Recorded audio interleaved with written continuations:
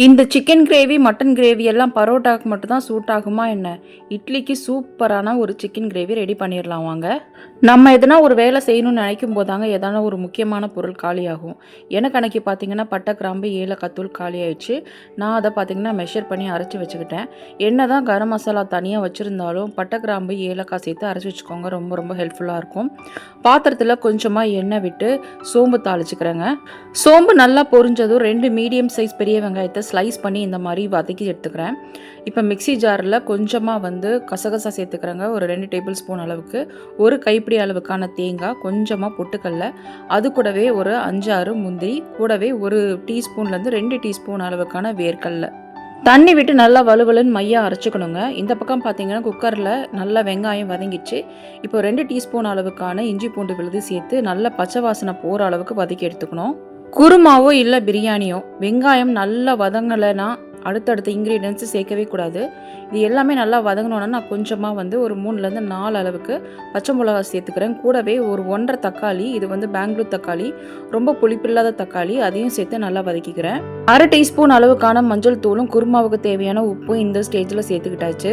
உங்ககிட்ட readymade mutton மசாலாவோ இல்லை chicken மசாலாவோ இருந்தால் அதுலேருந்து 1 டீஸ்பூன் சேர்த்துக்கலாங்க. கூடவே பார்த்தீங்கன்னா பட்டை, கிராம்பு, ஏலக்காய் தூளும் அதுவும் 1 டீஸ்பூன் சேர்த்துக்கிறேன்.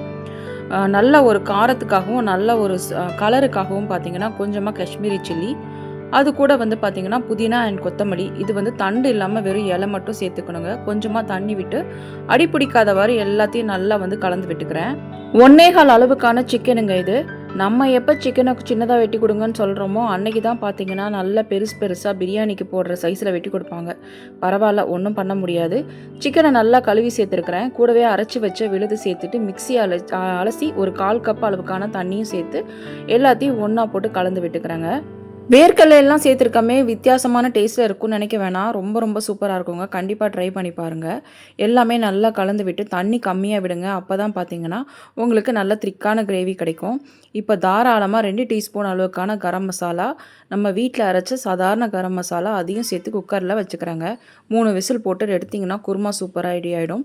இதுக்கு என்ன தான் பரோட்டா, சப்பாத்தி எல்லாம் இருந்தால் கூட இட்லி கூட சர்வ் பண்ணும்போது அதோட டேஸ்ட்டே தனிதாங்க.